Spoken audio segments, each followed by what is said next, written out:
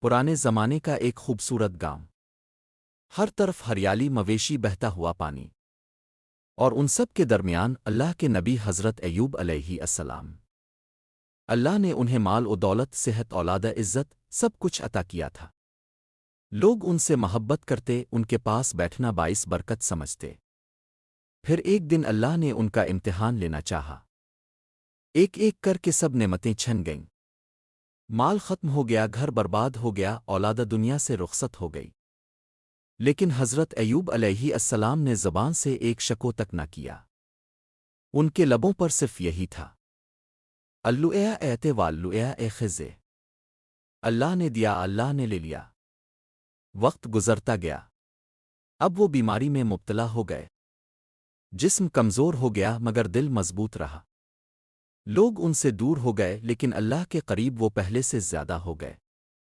ان کا ایمان پہلے سے زیادہ روشن ہو گیا۔ ان کی بیوی صابرہ اور وفادار تھیں۔ وہ ہر روز پانی اور کھانا لاتے، ان کی خدمت کرتیں۔ دنیا کی ساری آسائشیں چھن گئیں مگر محبت اور ایمان باقی رہا۔ یہ منظر سکھاتا ہے کہ ایمان والے کبھی اکیلے نہیں ہوتے۔ دعا کا لمحہ۔ کئی سال صبر کے بعد ایک دن حضرت ایوب علیہ السلام نے آسمان کی طرف ہاتھ اٹھائے اور عرض کیا، ربنو ننو میں سیونی الزاورا و انتے ارحما الروامے۔ اے میرے رب، مجھے تکلیف پہنچی ہے اور تو سب رحم کرنے والوں میں سب سے زیادہ رحم کرنے والا ہے۔ بس اتنا کہنا تھا۔ اللہ نے فوراً ان کی دعا قبول کر زمین سے ایک چشمہ پھوٹا۔ اللہ نے فرمایا، اپنے پاؤں سے زمین پر مارو، یہ ہے ٹھنڈا پانی، جس سے غسل کرو اور پیو۔ حضرت ایوب علیہ السلام نے غسل کیا، پانی پیا، اور تمام بیماری ختم ہو گئی۔ وہ مکمل طور پر صحت مند ہو گئے۔ اللہ نے انہیں پھر سے مال، اولاد، عزت اور سکون عطا فرمایا۔ جو کچھ چلا گیا تھا سب واپس آ گیا، بلکہ پہلے سے کہیں زیادہ۔